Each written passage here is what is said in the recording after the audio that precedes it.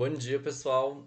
Espero que na próxima semana a gente consiga se encontrar, né? Já tem 2 semanas aí que a gente não se encontra, mas eu entendo também essa chuva, não tem como mesmo a gente sair de casa. Eu vou fazer a gravação, é a primeira vez que eu faço nesse programa aqui que eu estou utilizando. Se tiver algum erro ao longo da apresentação, depois vocês me falem que eu posso regravar essa parte da aula, posso apresentar para vocês na sala o que ficar travado. E qualquer dúvida ao longo dessa aula, vocês anotem aí e me mandem no WhatsApp, no e-mail, ou no campus, ou na aula que vem, e a gente vai conversando, tá bom? Então, qualquer dúvida, eu aguardo retorno de vocês. E bom, nós vamos falar hoje sobre a introdução à segurança do trabalho. Como eu disse para vocês, né, na semana anterior, na primeira semana de aula, eu não conseguia entender muito o porquê da segurança do trabalho estar junto com a disciplina de instalações industriais, mas eu acredito que ao longo dessa apresentação de hoje a gente vai conseguir entender essa ligação, essa conexão entre os dois e essa conexão tão grande que não faz com que os dois se misturem, que faz com que os dois se complementem. Então, por isso, introdução à segurança do trabalho, e por isso que a disciplina chama instalações de segurança do trabalho, porque elas são complementares. E bom, estudar a segurança do trabalho é importante porque assim, é isso ou vocês morrem, né?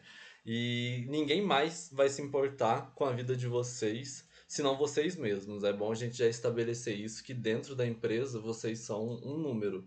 Vocês vão fazer falta quando vocês prejudicarem eles.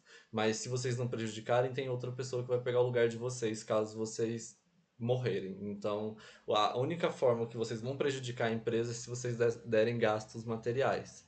E esses gastos podem ser estragando algum equipamento, morrendo dentro da empresa e eles precisando pagar uma indenização, eles sujando a imagem deles caso isso aconteça. Então, a preocupação com a segurança do trabalho é meramente individual. Então, vocês sempre devem, né, ter aí em mente algumas das coisas que vamos aprender aqui na segurança do trabalho. Não espero que vocês decorem tudo e que vocês saiam daqui sabendo, nossa, se eu perguntasse qual que é a NR34, vocês não vão saber me falar. Eu também não sei qual que é agora. Então eu espero que vocês tenham tipo assim, uma base do que é a segurança do trabalho e que quando entrem aí nos futuros estágios, nos futuros empregos, que tenham a noção de que é vocês por vocês. O setor de saúde e segurança do trabalho dentro da empresa, ele vai estar tentando te proteger, mas proteger você em prol do bem-estar da empresa. E vocês têm que ter essa noção de que é, é bom o setor de segurança de trabalho dentro da empresa, mas só depende de vocês, cuidar da saúde e da vida de vocês. E aí, por que estudar, né, a segurança do trabalho? No ano passado, a gente registrou 2.888 acidentes fatais, e isso não é nem a ponta de tudo que a gente registrou de acidentes que não foram fatais. A gente registrou aí quase meio milhão de acidentes no trabalho no ano passado, e esse valor não vem diminuindo, ele diminui um ano, aí no outro ele aumenta totalmente e bate aí mais um recorde, mas ele nunca chegou a diminuir ao ponto da gente falar que estamos sendo um país seguro. O Brasil, hoje em dia, ele está no terceiro lugar do ranking mundial de país com mais acidentes de trabalho. E desde 2013 a gente vem mantendo aí esse número, né? Varia um pouco para baixo, sobe um pouco, como vocês vão ver aqui no próximo gráfico, né? A gente tem aí o gráfico desde 2012, então vocês podem ver que variou um pouco aí de número de pessoas, de acidentes, de mortes, né, no trabalho, mas não mudou tanto. A gente vê uma mudança bem grande até aqui no ano de 2020, mas a gente consegue perceber que isso é por causa da pandemia. Muitas empresas fecharam as portas, né, durante os períodos iniciais ali do ano de 2020, que a pandemia começou em março, E aí a gente ficou meio que isolado, né, dentro de casa de março, vamos dizer assim, de março até junho, julho, agosto, por aí. Então, esse período dentro de casa pode ter sido um período mais seguro para as empresas e reduzido as mortes por acidentes, mas a gente sabe que essa morte por acidente não é representativa, porque a gente não sabe se essa quantidade que teve é de mortes antes da pandemia, se essa quantidade que tem é de mortes durante a pandemia e por falta de segurança também na pandemia, se pode ter acontecido algo dentro da empresa ali que gerou, né, um espalhamento do Covid. Então, não tem como a gente colocar que esses valores baixos aqui são relacionados somente aos acidentes do ano inteiro, porque a gente teve a pandemia no meio do tempo. E a gente pode ver que logo depois desse ano, desse primeiro ano aí que a gente começou a utilização de máscara, a sair para trabalhar, mas de uma forma mais segura, reduzindo turnos e não colocando tantas pessoas, né, em contato com tantas outras pessoas. E aí a gente pode perceber que foi começar a encaminhar para a gente retornar, para a gente começar a sair do isolamento e começar as atividades de forma diferenciada, mas ainda assim continuadas, né? A gente pode ver que o número retornou para quase que a sua igualdade pro ano igual que foi ano passado. Então a gente percebe que não teve tanta diferença, que a pandemia só afetou inicialmente. E essas mortes, essa redução foi provavelmente por causa da pandemia. Mas quais, né, que vocês acham que são as causas aí pro acidente de trabalho? Como eu não tenho vocês aqui, eu já vou responder por vocês. São o descumprimento de normas de proteção aos trabalhadores, que a gente vai estudar aí ao longo da disciplina, as más condições nos ambientes e processos de trabalho, e os acidentes com máquinas e equipamentos. E essas três a gente consegue aí ligar, né, a parte da segurança de trabalho, mas nessa última a gente consegue entender o porquê que a disciplina de instalações está junto com segurança de trabalho hoje em dia. Faz sentido, né? Faz sentido com que a gente estude as instalações, igual a gente vai estudar a caldeira, e a gente estude a norma regulamentadora de como trabalhar de forma segura com a caldeira. Então, essa disciplina, ela tem essa conexão. Eu acho que a gente ainda vai futuramente, né, estruturar ela para que novas instalações estejam aqui dentro dela. Mas como essas instalações são as que a gente vai estudar, né, são as instalações que têm normas hoje em dia e essas normas de segurança do trabalho, aí a gente junta essas duas disciplinas e estuda as instalações que a gente já consegue ter normas regulamentadoras sobre elas. E a questão aí da primeira, descumprimento de normas de proteção dos trabalhadores. É a utilização de equipamentos de proteção individual, os EPIs, utilização de equipamentos de proteção coletiva, que são os EPCs, más condições no trabalho, nos ambientes, processamento de trabalho. São todas as condições que a gente acaba deixando ocorrer quando a gente não utiliza o setor de saúde e segurança do trabalho de forma correta. E aí, o que é a segurança do trabalho? É um conjunto de diretrizes que tentam prevenir ou garantir que não que ocorram de formas conhecidas determinados riscos, acidentes de trabalho e doenças ocupacionais.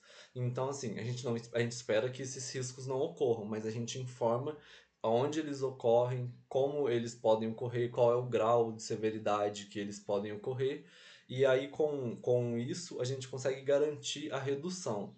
A redução, a intenção é que ocorra zero acidente de trabalho, zero doenças ocupacionais, mas a saúde e a segurança do trabalho, ela atua de forma a garantir que pelo menos seja de conhecimento de todos da empresa que em determinado ponto, determinado local, isso pode ocorrer.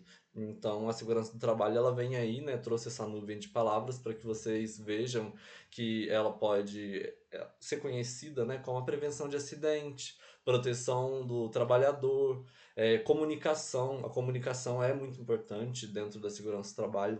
A gente vai ver que mais para frente na norma regulamentadora 1 que a comunicação ela é uma chave essencial e que hoje em dia também o colaborador é estimulado a comunicar, porque É mais importante que quem trabalhe com algo saiba delimitar o que pode ocorrer de risco, o que pode ocorrer de acidentes com aquele algo que ele trabalha. A gente tem aí gerir riscos, EPCs e EPIs, prevenir acidentes, cultura da prevenção, prevenção de doenças, agir de forma antecipada, conscientização. A gente vai ver que é bem estimulado que as empresas tenham capacitações periódicas, né, para que seja conscientizado ali, que os colaboradores entendam que a saúde e segurança do trabalho não vem para ser uma chata que faz eles usarem EPIs, que fazem eles lavarem as mãos várias vezes, que ela vem para tentar prevenir mesmo a vida deles, para tentar cuidar da vida deles, porque a gente sabe que o, o que a empresa quer é produzir. Se ela estiver produzindo, se a pessoa estiver bem ou mal, para ela é incrível. Quando esse bem ou mal da pessoa afeta a imagem da empresa, aí ela vem tentando conscientizar, ela vem tentando falar que eles protegem os trabalhadores, que eles buscam prevenir acidentes. Mas quando não afeta a imagem, não afeta a empresa diretamente, o setor de saúde e segurança do trabalho quem vai estar olhando por nós, porque a empresa em si, né, os grandes chefes, os grandes produtores aí, eles vão estar cagando pra gente, a palavra é essa, eles vão estar cagando e ligando zero pra gente. Então, a saúde e a segurança do trabalho, eles vêm aí para poder trazer essa série de palavras que estão aí nessa nuvem de palavras. E para contextualizar vocês aqui sobre o que é a saúde e segurança do trabalho hoje e o que ela era anteriormente, eu vou trazer um breve histórico aqui para que vocês entendam como ela foi escalonando para o que ela é hoje. E aí a gente começa, né, com 400 antes de Cristo, que a gente tem aí a questão da doença dos mineiros, que por trabalhar ali em condições de trabalho, né, péssimas, eles acabaram adquirindo certas doenças pela fuligem, né? Pela poeira que liberava ali na hora que eles estavam trabalhando nas minas. E nessa época foi começado a identificação dessas doenças no trabalho, mas uma identificação rústica, não era a identificação que a gente conhece hoje em dia, era a identificação em cima de olha, naquele local, durante aquele tempo que as pessoas estão naquele trabalho, está ocorrendo um número de doenças X de forma bem recorrente. Então, a gente acredita que essa doença possa vir desse trabalho nesse básico. E talvez isso que eu esteja falando para vocês já ainda seja muito para essa época. Mas isso já é um início, já estão começando a ver que trabalhos geram doenças.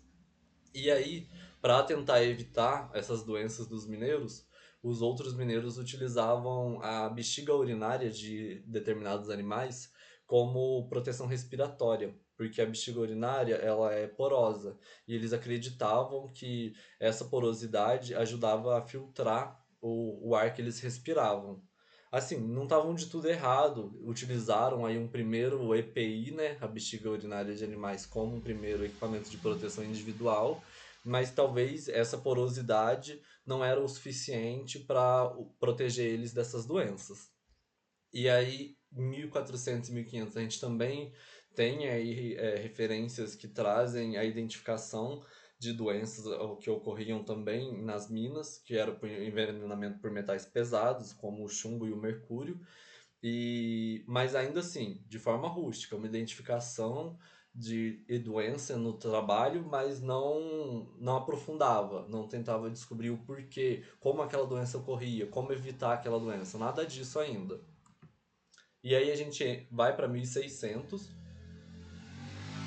onde a gente tem o Paracelso, que ele discorre que todas as substâncias são tóxicas. Não há uma que não seja veneno. A dose diferencia um veneno de um remédio. E é basicamente o que a gente trata hoje, né? Todas as substâncias de uma indústria, por exemplo, da nossa indústria de alimentos, né? Eu acho que eu vou levar a disciplina daqui para frente agora já tratando como a indústria de alimentos, porque eu acho que é o que a gente precisa saber, né? E aí toda substância que tem na indústria de alimentos, dependendo de como ela entra em contato com a gente, ela pode causar, né, uma doença, seja uma doença que pode levar à morte ou uma doença que pode causar certos sintomas na gente, ou até mesmo a gente pode ter contato com algum fungo, algum vírus ali que encaminha dessa substância, né? Então, é isso que ele fala aí, que dependendo, às vezes a gente pode estar utilizando essa substância para fazer um produto, mas o contato que a gente vai ter com ela pode fazer com que ela seja tóxica para gente. E é isso que ele tenta dizer aqui, de que um remédio mesmo, a penicilina, por exemplo, ela pode ser uma substância tóxica, dependendo da dosagem que ela vai ser aplicada no nosso organismo, né? Em 1700 a gente encontra aí o Ramazzini, que ele é conhecido como o pai da medicina ocupacional, porque ele lança esse livro que chama A Doença dos Trabalhadores. Ele é de 1700 mesmo, esse livro. E nesse livro ele lança a frase que é bem conhecida, né, que é antes prevenir do que remediar. A gente usa bastante o remediar, mas aí ele falou como curar. E ele fala bastante sobre a relação entre a saúde do trabalhador e o trabalho em que ele se encontra. E dentro desse livro ele examina cerca de 50 profissões. E aí ele fala sobre as profissões, sobre as doenças que podem surgir nessas profissões e também sobre os riscos que essas profissões podem trazer, dependendo do local onde elas estão inseridas. E aí ele, além dele ser o pai da medicina ocupacional, ele antecipa aí a análise de riscos, mas novamente, de forma bem rústica, nada próxima do que a forma que a gente vai aprender hoje em dia quando a gente fizer aí, né, a análise de mapas de risco que vocês vão fazer no trabalho final, mas trazendo já e iniciando a discussão sobre análise de riscos dentro do local de trabalho. Aí a gente chega em 1760 na Revolução Industrial, onde tem aí o boom das máquinas, né, o boom das instalações industriais, e a gente tem cartas, hoje em dia a gente consegue ter acesso a essas cartas de trabalhadores que falam sobre as péssimas condições de trabalho. A gente tinha mulheres grávidas trabalhando também cerca de 16 a 18 horas por dia, trabalho infantil. E aí dessas mulheres grávidas a gente tem essa história aqui dessa mulher, né? Ela tem uma carta onde ela fala que ela tem 37 anos, que ela já não se sente mais resistente e forte frente ao trabalho que ela tem. E ela se sente mal por isso, ela fala que ela se sente mal por ver os novos trabalhadores, né, entre garotos e garotas com mais força e resistência que ela, né, para o trabalho que ela exerce, mas que ela já acha que esse trabalho ainda tá bom do jeito que tá hoje, porque ele é melhor do que quando ela tá com criança, e aí quando ela tá carregando criança, né, quando ela tá grávida ainda. O trabalho dela é, como vocês podem ver nessa primeira imagem aqui, é arrastar esse carrinho por uma subida íngreme, aonde ela coloca carvão dentro desse carrinho e arrasta com uma corda presa na cintura dela por essa subida. E aí ela fala que antes eles colocam uma corda, né, para que elas segurem e vão subindo por essa corda, mas que às vezes não tem a corda e elas têm que se agarrar onde der para agarrar para subir. Ela fala que esse vagão, ainda desse jeito que ela tá melhor, porque quando ela tá grávida, a situação fica pior, porque como essa corda é amarrada na barriga dela, quando ela tá subindo, o vagão puxa para trás. Então ele puxa a barriga dela para baixo, como se ele estivesse tentando fazer ela parir nesse momento. E aí ela fala que a dor é muito grande, mas que por enquanto no momento tá tudo bem, porque ela não tá grávida.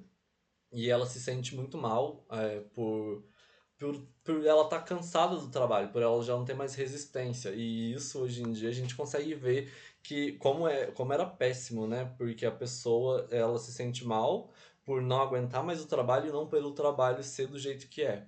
E ela fala aí que ela tem dois filhos e que eles são jovens demais para trabalhar, porque nessa época, a partir dos 5 anos, as crianças já podiam trabalhar, recebendo muito menos do que os adultos, e não sendo considerado uma mão de obra qualificada, mas ainda assim sendo considerados para trabalhar nas mesmas posições que os adultos, mas recebendo metade ou menos que isso ainda do valor, sem nenhuma segurança, como a gente pode ver aqui, né? Os menininhos, um tá com calça, outro tá sem calça, um tá com sapato, ou nem sapato, eu acho que os dois estão descalços. E aí a gente consegue verificar que, tipo assim, não tem nenhuma segurança, né? As crianças mesmo aí, o EPI passou longe, equipamento de proteção individual. A gente pode perceber que estão. E são crianças, elas não têm senso de responsabilidade formado ainda. Então eu não consigo entender como que eles faziam para evitar acidentes. Imagino que eles nem faziam nada, na verdade, né? E além disso, ela fala que ela passa, essa mulher aí do vagão de carvão, ela fala que ela passa o dia inteiro com a canela da canela para baixo submersa em água, que ela passa também o tempo todo com a roupa molhada, o tempo todo cai coisa do teto e que fede, né? Porque ela trabalha nessas minas, então o tempo todo cai coisa do teto e fica molhando e sujando a roupa dela. Mas ela fala que ainda tá tudo bem, porque ela pelo menos não tá grávida, porque mulheres grávidas, geralmente elas só saíam no dia de parir, iam em casa, se limpavam, pariam, daqui uma semana elas estavam de volta no trabalho novamente.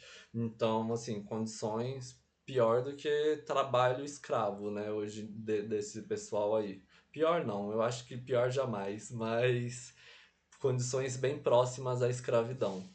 E eles trabalhavam cerca de 16 a 18 horas por dia, morando ali na área industrial mesmo, e todo mundo misturado, homens, mulheres, crianças, adolescentes. Aqui embaixo também, né, como eu já falei, é da primeira imagem, da segunda imagem que é das crianças. A terceira imagem eu trouxe para vocês verem também as condições de trabalho.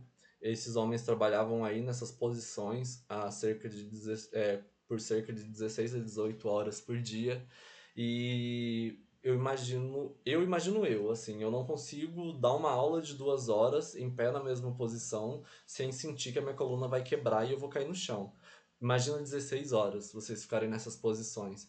E eram posições que eles não conseguiam se mexer, mexer tanto o corpo, não conseguiam se esticar, sei lá, parar um pouco de tempo e fazer alguma coisa, porque estava rodando, então eles tinham que continuar fazendo o processo. Se eles paravam, eles prejudicavam a próxima pessoa que seguiria nesse processo, porque não era tudo automatizado, igual a gente conhece hoje em dia. Então, o próximo trabalhador dependia da função do trabalhador anterior. E aí isso fazia com que eles não conseguissem ter descanso. Eles também falavam nessa época que o horário de almoço para deles era cerca, essa moça na carta ela fala, né, que era cerca de 1 hora que eles tinham para almoço e que eles ganhavam pão e manteiga e nada para beber, e que isso era o que eles ganhavam de comida para aguentar até o final do turno deles. As crianças não tinham nem horário de almoço, porque elas eram consideradas energéticas, né? Elas tinham bastante energia, então elas não precisavam disso. Vez ou outra, alguma parava, outra substituía, ela ia lá, comia e voltava. Não tinha por que parar tanto tempo assim para uma criança. E aí, em 1802, com esse boom das fábricas, né, da Revolução Industrial, surge aí a lei da fábrica. E aí, nessa lei, eles estão pedindo o que hoje em dia para a gente é básico, né, mas para eles isso aí já era muita inovação. Eles já estavam conseguindo muita coisa com essas, muitas concessões, né, com essa lei, que era a ventilação nas fábricas, porque eles trabalhavam em altas temperaturas por longos períodos de tempo e não tinha nenhuma ventilação. Eles também pediam que o trabalho infantil fosse considerado a partir de 9 anos e não a partir de 5 anos, igual era antes.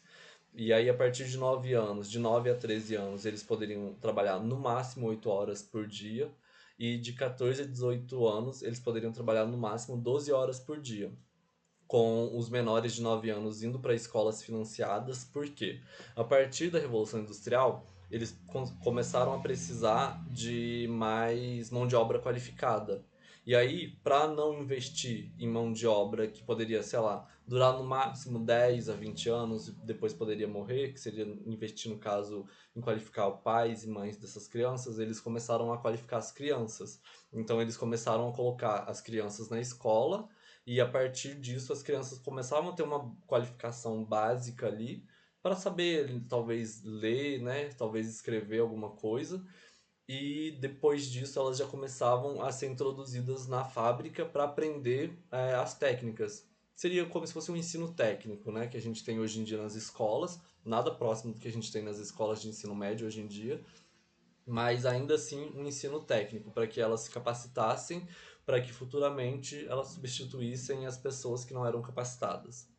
E também, além disso, a gente tinha essa limpeza do limo pelo menos 2 vezes ao ano, porque a limpeza era 0 vezes ao ano e eles só queriam uma maior limpeza para que eles não ficassem respirando esse ar denso o tempo todo e causando doenças ao longo do tempo.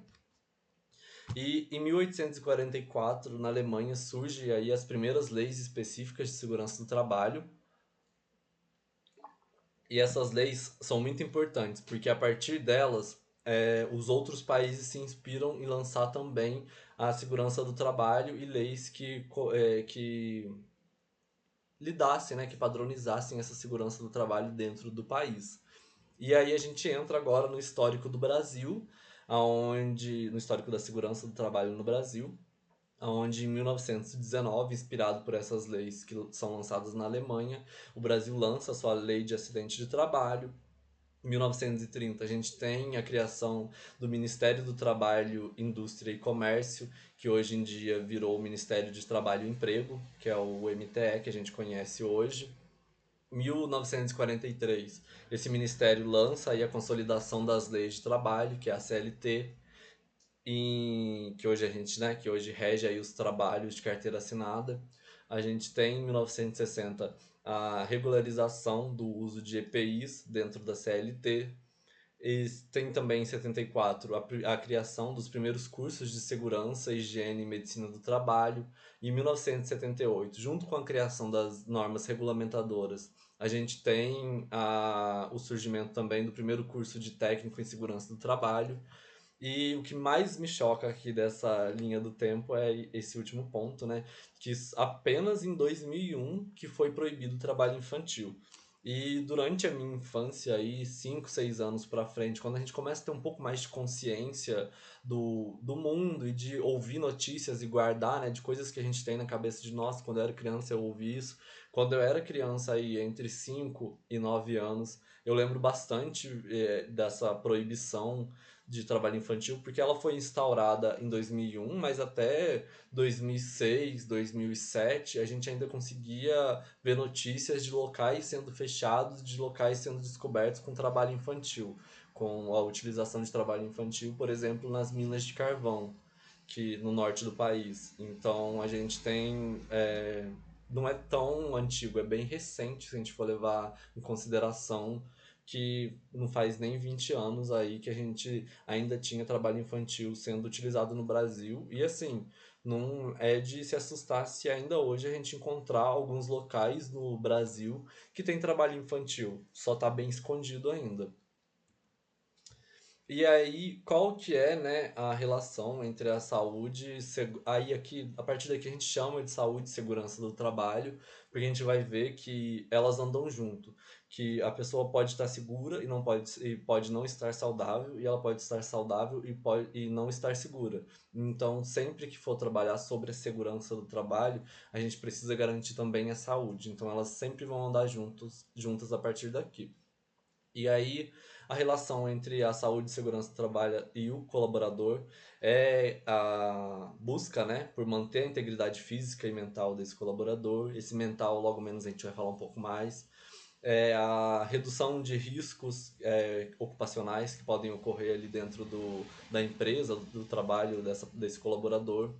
O aumento da produtividade que a segurança do trabalho faz, porque se tem saúde e segurança do trabalho bem feita dentro de uma empresa, provavelmente não vai ocorrer acidentes. Com acidentes, a gente tem pausas processamento ali. E aí essas pausas diminuem a produtividade. A gente tem também o aumento do engajamento, porque os colaboradores começam a se sentir mais valorizados dentro dessa empresa, eles sentem que a vida dele e a saúde dele importa para a empresa, e aí eles começam a engajar mais no trabalho, vão trabalhar felizes, é meio que isso, né? Não felizes no sentido de felicidade plena. Como eu disse para vocês, não tem como ter trabalho e felicidade. Eu acho que o ser humano não nasceu para trabalhar e isso vai ficar no fim na minha cabeça até o fim dos meus dias. Mas eu acredito sim que trabalhos com segurança geram colaboradores felizes, colaboradores pelo menos realizados, porque eles sentem que eles pensam em mim. E aí, a partir desse sentimento de que o meu patrão as pessoas acima de mim estão pensando em mim, surge esse engajamento.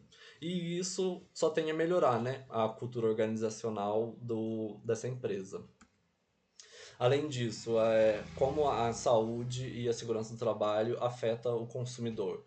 Ela garante produtos de qualidade, prevenção de falhas que evitam recaus, elas aumentam, né, a confiança do consumidor naquela marca e garante também a segurança de alimentos, o que para a gente é o principal fator, né? Que a gente tem essa noção, vocês estudam aí na disciplina de higiene e qualidade de alimentos, sobre essa parte de segurança de alimentos e para a gente esse é o principal. Nós estudamos a segurança do trabalho para garantir a nossa segurança, mas também visando a segurança do nosso consumidor.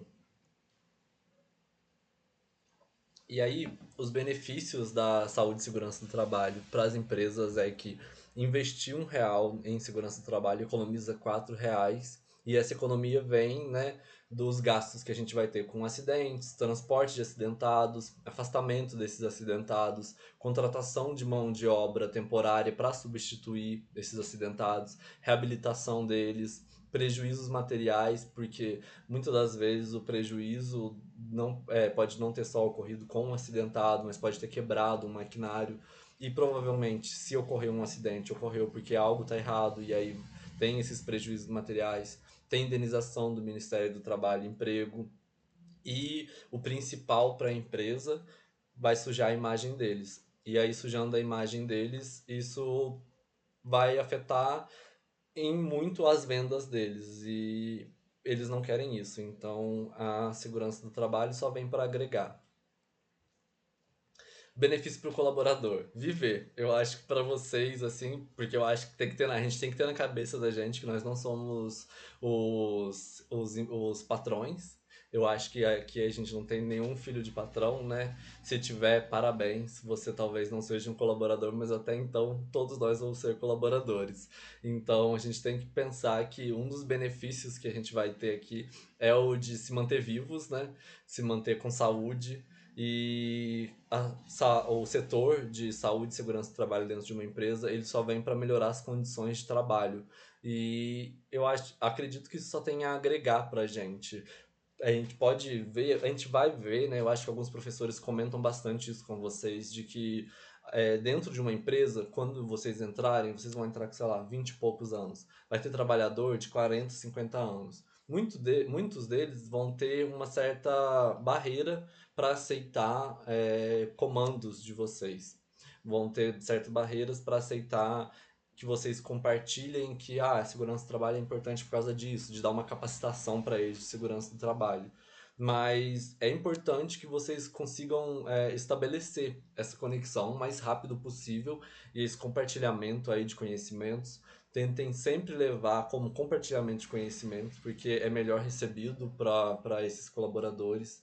Então, e passar para eles que quanto mais vocês seguem as normas de segurança do trabalho dentro de uma empresa, melhor vão ser as condições de trabalho. E esse setor, ele é a segurança que vocês têm em frente à empresa, porque ele segue essas normas, né, que o Ministério do Trabalho rege, e essas normas elas servem para proteger vocês contra os empregadores, porque para eles vocês são números. para esse setor, vocês são vidas e vidas que importam. Então, só tem a agregar na vida de vocês, o setor de saúde e segurança do trabalho. Mas como assegurar a segurança do trabalho? Como eu disse anteriormente, a gente consegue assegurar através de normas. E as normas regulamentadoras que são feitas pelo Ministério do Trabalho e Emprego, elas vêm para poder padronizar a segurança do trabalho dentro das empresas. E aí, as normas regulamentadoras que padronizam essa segurança do trabalho dentro da empresa são as normas regulamentadoras gerais, que são a primeira classificação das normas regulamentadoras. Hoje em dia a gente tem 38 normas e dentro dessas normas a gente tem normas gerais, especiais, setoriais e normas que já foram revogadas. Dentro dessas normas, a gente tem normas que não vão entrar na nossa área, por isso a gente não vai estudar elas.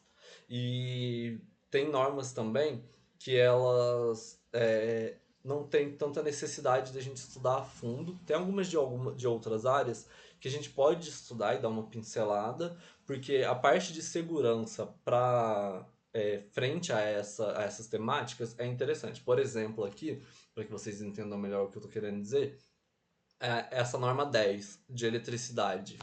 Ela é uma norma que ela é especificamente para quem trabalha com eletricidade, mas ela também dá dentro dela diretrizes de como se manter seguro frente à eletricidade. Para a gente isso é importante, porque mesmo que indiretamente, a gente vai ter contato com eletricidade dentro do nosso local de serviço. E é importante que a gente saiba entender o grau de perigo que determinados equipamentos elétricos podem causar na gente. Então, é importante que a gente dê uma pincelada, pelo menos nessas normas. Então, nós não vamos estudar todas essas normas, eu acho que a gente estuda cerca de 16 normas, mas em algumas a gente vai dar uma pincelada.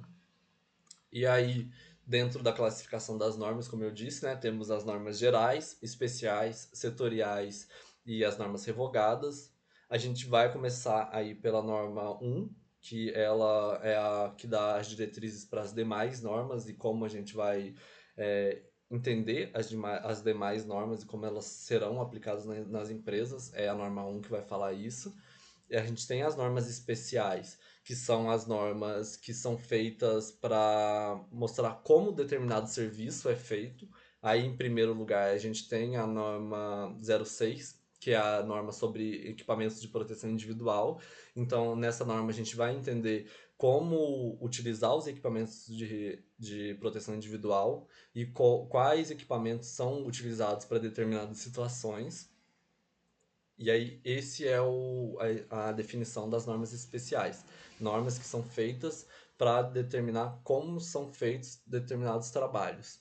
E aí a gente também tem normas setoriais, que são normas feitas para cada setor. Então, são essas normas que a gente não vai realizar todas. Vou voltar aqui. São essas normas que a gente não vai estudar todas. A gente vai estudar aqui, que eu lembro, eu acredito que seja somente a norma 18, mas a norma 38.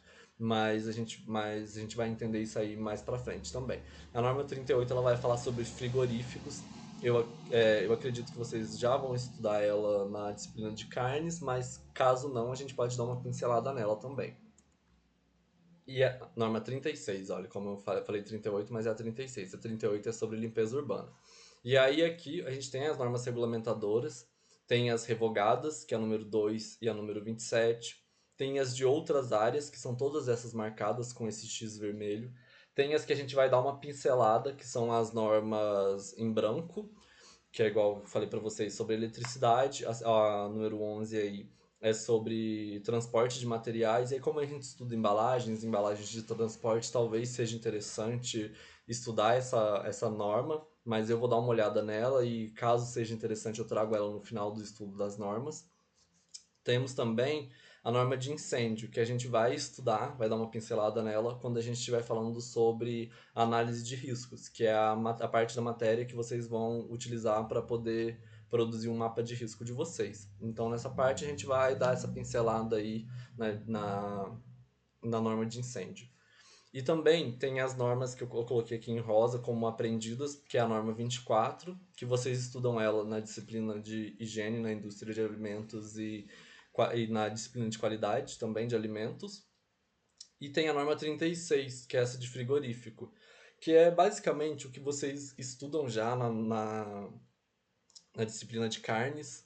Quando vocês fazem ela, vocês estudam ela é passada pra gente como conteúdo, porque a gente precisa entender isso, a gente precisa entender que os frigoríficos mudaram do que eles eram anteriormente, tem a parte de bem-estar animal, e isso tudo a gente estuda, e hoje em dia ela virou uma norma para que ela seja aplicada e e as pessoas que não aplicam sejam indenizadas. Então, muito bom que isso aconteceu. Imagino que a gente já estude tudo. Caso tenha algo dentro dela que a gente não tenha estudado aí na disciplina de carnes, eu trago para vocês também no final do estudo sobre as normas. E aí as normas que não estão marcadas com nenhum X são as normas que a gente vai aprender aqui nessa disciplina. E aí, inicialmente, nós vamos entrar na norma 1, na norma regulamentadora 1, que é sobre disposições gerais. E aí eu trouxe aqui a norma que ainda vai entrar em vigor. Ela foi atualizada agora em agosto, se eu não me engano, agosto ou setembro. E aí essa nova atualização entra em vigor em maio do ano que vem. Eu trouxe ela e não trouxe a anterior, porque eu acredito que quando vocês estiverem aí na etapa de estágio, na etapa de novos empregos aí de vocês, vocês vão já pegar essa nova norma. Então eu acho que seja interessante que a gente aprenda essa norma. E o que ela é? Ela é uma norma de diretrizes gerais sobre a saúde e segurança do trabalho. Ela é aplicável para todas as empresas, para todos os setores aí que a gente tem hoje em dia industriais. E ela foca no gerenciamento de riscos ocupacionais, que a gente conhece como GRO na área de segurança de trabalhos de trabalho e sobre as medidas de prevenção. Os objetivos dessa norma é estabelecer regras para a saúde e segurança do trabalho, garantir ambientes de trabalho seguros, prevenir acidentes, doenças ocupacionais e proteger a saúde física e mental dos colaboradores. E aí, mais uma vez, o mental voltando aqui. Ele voltando aqui porque essa norma que entra em vigor a partir do ano que vem, ela acrescentou um novo risco. A gente tem aí que a gente vai estudar os riscos químicos, físicos, biológicos e de ergonomia. E agora vai entrar também, não no mapa de risco, vocês vão entender por que não, mas os riscos psicossociais. E aí isso é muito importante, porque a gente vem passando aí por uma nova leva, né, de pessoas que têm foco também na saúde mental. E isso é muito importante. Eu trabalho com a minha saúde mental, então eu entendo a importância do trabalho da saúde mental pessoal, mas eu entendo mais ainda o trabalho da saúde mental dentro do local de trabalho. E essa nova atualização, ela é muito que bem-vinda porque ela vem buscando uma modernização das normas regulamentadoras. Porque a gente vê aí, né, na parte da Revolução Industrial, esse trabalho levando as pessoas quase a nível que animalesco, com pessoas trabalhando de cerca de 16 a 18 horas por dia, das piores formas possíveis. A gente passa para a adição aí das leis de segurança de trabalho, e agora a gente chega nas leis de segurança de trabalho considerando a saúde mental. E eu acho isso de uma importância extrema.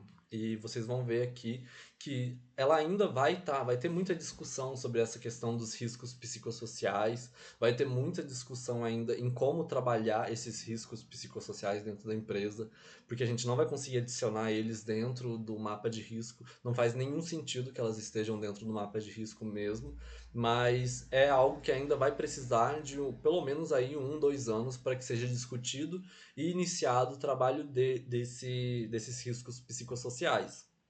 E aí por isso que eu acredito que essa nova norma entra em vigor em maio de 2025, mas eles ainda devem dar um prazo para adaptação das empresas, porque é uma mudança que é muito importante, muito interessante, mas que leva certo tempo. E que, vendo aí outras pessoas que trabalham com segurança do trabalho, eles falam bastante que são mudanças que levam cerca de pelo menos 5 a 8 anos, mas que agora com com essa nova atualização, eles vão precisar diminuir esse tempo de mudança, mas que ainda assim vai demorar um certo tempo para que essas mudanças ocorram. E aí o campo de aplicação que a gente tem para essa norma regulamentadora é sobre empregadores e empregados em zonas urbanas e rurais. Antes, aí no começo dos anos 2000, nós tínhamos as normas regulamentadoras rurais, as NRRs, e as normas regulamentadoras urbanas, separando e diferenciando trabalho rural de trabalho urbano. Hoje, a gente considera que trabalho é trabalho e ponto, e eles devem ser regidos por essas normas regulamentadoras.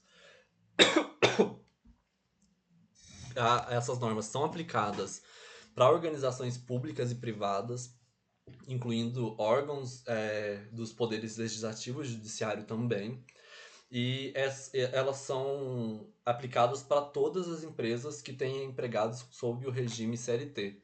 Independente se essa empresa tem 1 ou 100 empregados CLTs, essas normas regulamentadoras devem ser seguidas. E aí, claro, a norma regulamentadora de caldeira deve ser seguida para a empresa que tem uma caldeira. Não é todas as empresas devem seguir todas as normas. Devem seguir as normas gerais, as normas de segurança, que são as especiais, e seguir as normas setoriais para determinado setor. Cabe, dentro dessa norma, né, eles explicam as competências e responsabilidades, e cabe ao empregador implementar e gerenciar os riscos ocupacionais. Aqui eu coloquei PGR, mas que PGR é o Programa de Gerenciamento de Riscos, que a gente vai conhecer um pouco mais para frente, e aí é ele que é implementado dentro da empresa. Implementando esse programa, você implementa o gerenciamento de riscos ocupacionais. Deve informar os trabalhadores sobre os riscos ocupacionais e deve promover capacitações periódicas em saúde e segurança do trabalho. Para o colaborador, compete a ele cumprir as normas de segurança do trabalho e a utilização de equipamentos de proteção individual. Somente o colaborador pode se obrigar a utilizar equipamentos de proteção individual. É aconselhado? É cobrado? Sim, mas ninguém vai poder vestir o colaborador, chegar lá e colocar a força nele esses equipamentos. Então, cabe a ele a própria segurança e a garantia de sua saúde. Gerenciamento de riscos ocupacionais, que é aquilo que a gente estava falando que cabe à empresa fazer. É aplicar esse programa de gerenciamento de riscos, o PGR, que serve para identificar perigos, avaliar e controlar os riscos e implementar medidas de prevenção, coletivas ou individuais. E aí, essa identificação e avaliação de riscos é o levantamento preliminar desses riscos, a identificação da fonte desses riscos e a avaliação da severidade e o grau de probabilidade desses riscos. E aí, cabe a esse gerenciamento de riscos a definição da hierarquia de medidas, que são as medidas de prevenção. Quais as medidas devem ser tomadas de imediato? Quais as medidas que devem ser tomadas depois? Quais as medidas que não devem ser tomadas? O que fazer agora? Como identificar, como avaliar, como informar os colaboradores e todos os demais membros dessa empresa sobre essas medidas e como prevenir que esses erros e esses acidentes não ocorram, acidentes e doenças ocupacionais não ocorram. E aí, nessa hierarquia de medida, né, ela busca a eliminação dos riscos, a redução e o controle com medidas coletivas, a adoção de medidas administrativas organizacionais e, como última medida, a utilização de equipamentos de proteção individual. E a gente coloca aqui como última medida porque a gente sabe que tem funcionário que acaba não utilizando. Então a gente precisa fazer tudo para garantir a saúde dele, e caso a gente veja que tem coisa que não dá para ser feita naquele momento e que a gente vai precisar pensar e descobrir e contratar pessoas para resolver esses problemas, que pelo menos esses colaboradores estejam seguros utilizando equipamentos de proteção individual. Também nessa nova NR1, a gente vê aí, né? Não é nova, ela é uma atualizada, né? Ela foi revisada. E aí nela a gente tem a discussão sobre treinamentos obrigatórios, que devem ser treinamentos iniciais, periódicos ou eventuais. Iniciais, para quando o colaborador entra na empresa, ele deve ser capacitado para trabalhar com determinada coisa. Ele não pode entrar, sofrer um erro para depois ser capacitado. Periódico, para que nunca seja esquecido e sempre conscientizado. E eventual, para caso ocorram eventos no caso de acidentes. Está ocorrendo muito acidente com a caldeira. Então vamos dar um treinamento com foco em risco ocupacional e medidas de prevenção para que acidentes na caldeira não ocorram. E também que sempre tenha certificação ao término dos treinamentos. E essa certificação para que o colaborador se sinta valorizado e que também a empresa consiga cobrar ele desse treinamento porque ele foi certificado. Tem um comprovante de que ele trabalhou, de que ele aprendeu aquilo. E aí é um benefício para a empresa e para o colaborador também, que está se capacitando e que também não vai morrer, né? E a importância dessa norma regulamentadora 1 é que ela é essencial para garantir a segurança e a saúde no ambiente de trabalho, ela reduz acidentes e doenças ocupacionais e melhora o desempenho da organização em saúde e segurança do trabalho. E aí, o que mudou nessa nova atualização? Antes, eles trabalhavam com saúde e segurança do trabalho de forma com que como se as duas tivessem o mesmo significado. E a gente sabe que não tem. Porque você pode estar seguro e não ter saúde, e você pode estar saudável e não estar se sentindo seguro. E aí, anteriormente, vinha como saúde ou segurança no trabalho. E aí eles mudaram, é só uma mudança ali na escrita, mas é uma mudança que é muito eficaz. Porque eles querem que a pessoa não somente esteja segura ou não somente esteja saudável, mas que ela esteja se sentindo segura e com saúde. Então entra a saúde e segurança no trabalho. O gerenciamento de riscos ocupacionais que a gente tem aí, o que mudou nele é que agora a gente tem que ter ele implantado dentro das empresas e que ele deve ter também riscos que ainda não foram tratados. Ah, eu vi um risco e não consigo melhorar, arrumar ele agora porque eu preciso de um técnico tal. Tá, mas esse risco deve ser informado. E esse risco deve ser informado nesse gerenciamento de risco, no programa de gerenciamento de risco, mas também ele deve ser informado para os colaboradores, para que eles tenham precaução sobre o que pode acontecer com esse risco e tenham a noção de não fazer né, de fazer o possível para que não ocorra esse risco. E aí a gente tem os riscos psicossociais que eu falei para vocês, que provavelmente vai ser muita discussão. Vou trazer ele mais a fundo para vocês na parte de avaliação de riscos, mas já deixo claro de que esses riscos psicossociais não tem como eles entrarem no mapa de risco. Porque, por exemplo, a gente vai trabalhar com estresse ocupacional, que é quando, por exemplo, eu entrei na empresa e eu tô no cargo de gerente. Aí entrou outra pessoa na empresa e ela também tá no cargo de gerente, mas ela entrou depois de mim, passou um mês e ela já subiu de cargo. Isso vai me gerar um estresse. Por que eu não subi de cargo? Qual é a diferença entre nós dois que fez com que eu não subisse de cargo? Aí, por exemplo, entrou você e o filho do dono. E aí o filho do dono subiu de cargo antes de você. Isso vai gerar um estresse ocupacional. E com o tempo, essa somatização de estresses pode gerar doenças psicossociais. Então, o estresse ocupacional hoje em dia entra como um risco psicossocial. O burnout. A gente vem vendo aí, né, nos últimos 5 anos, esse boom do burnout, das pessoas simplesmente pararem, não conseguirem continuar a vida delas, porque elas estão extremamente exaustas, elas estão desligando, o corpo delas está desligando. Então, o Ministério do Trabalho e Emprego, né, traz o burnout aí como um risco psicossocial e vem se discutindo, né, muito sobre a saúde mental e como ela afeta a gente não só na nossa vida pessoal, mas na nossa vida profissional. E aí o burnout entra como um risco psicossocial. E o que mais me deixa feliz é a questão do assédio e violência no trabalho entrar como riscos psicossociais. Isso é o que mais me deixa feliz, porque é óbvio, gente, que isso afeta muito a gente dentro do nosso local de trabalho. E assédio aqui a gente não fala nem só de assédio sexual. A gente fala nos N assédios que podem acontecer com empregador e empregado, assédios sexuais que podem acontecer entre colaboradores mesmo, assédios outros assédios que podem acontecer entre os colaboradores, violência no trabalho, que é a briga, né, que a gente pode chegar a ter com colegas de trabalho e como isso afeta o trabalho. Então, os riscos psicossociais entram aí nessa nova norma regulamentadora 1, muito que bem-vindos, mas ainda assim desconhecidos. Como nós vamos trabalhar isso? Igual eu disse para vocês, não tem como entrar no mapa de risco. Como é que eu vou colocar que, sei lá, vocês estão fazendo um layout da planta lá de processamento mínimo. Processamento mínimo não, de produtos hortícolas. Então, a fazenda vocês vão colocar que na sala do professor Eduardo tem um alto risco de assédio. De, tipo assim, como é que vocês vão delimitar que existe assédio naquele lugar e que o colaborador deve se desviar do assédio e não um assediador deve ser cobrado de não assediar?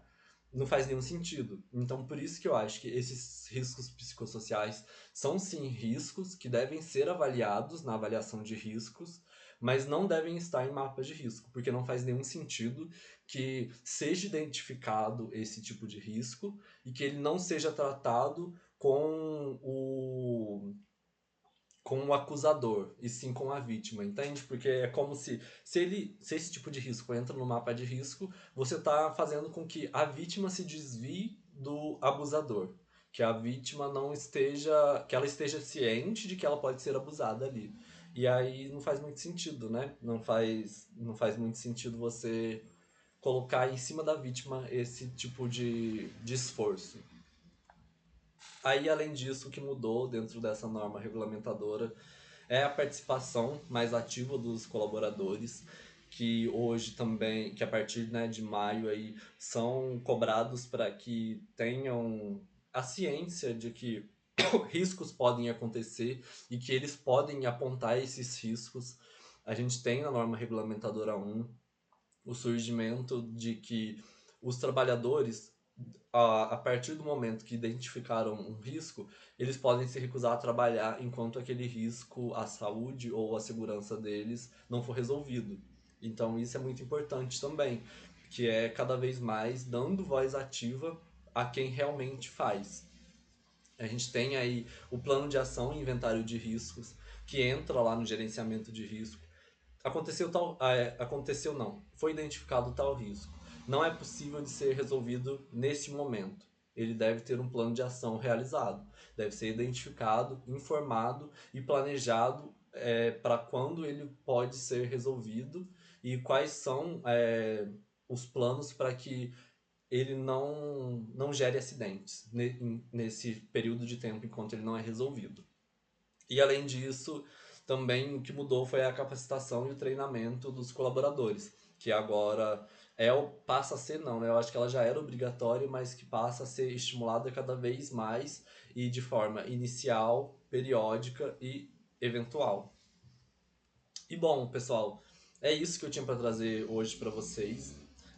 Eu juntei a primeira aula com a segunda. Não trouxe aqui o 3, a norma regulamentadora 3, igual está lá no plano de estudos, porque eu acho que talvez a gente não vai continuar por ela, e sim por uma outra, mas até a aula que vem eu já comento com vocês como é que a gente vai continuar esses estudos das normas regulamentadoras. E quando vocês precisarem das normas regulamentadoras ao longo aí da carreira de vocês, né, seja para prestar um concurso, seja para aplicar dentro de uma empresa, existem formas de estudos que são mais fáceis de entender, porque tem normas regulamentadoras que fazem conexão com outras normas. Conexões indiretas, não é assim, estudou a 1, vai para 9, mas a 1 tem relação com a 9, então talvez seja mais fácil estudar da norma 1, depois passar para 9 e a partir disso continuar das que têm relação, do que ir da norma 1 para a norma 3 e ficar de uma forma quebrada. Aqui no plano de curso, como a gente vai aprender as normas que são referentes para a gente, tá nessa ordem, mas eu quero ver se trazendo a norma 9 talvez é melhor para vocês. E aí, a partir do momento que eu tiver essa resposta, eu trago aqui para vocês e a gente vai discutindo. A partir do momento não, né? A partir de semana que vem eu vou ter que informar vocês se a gente vai continuar pela 3 ou pela 9. Mas por enquanto é isso. E qualquer dúvida é só me mandar mensagem no WhatsApp, no e-mail, no campus, ou a gente conversa na aula que vem. E obrigado por essa aula à distância, espero que vocês vejam a aula até o final. E qualquer dúvida eu estou à disposição. Muito obrigado.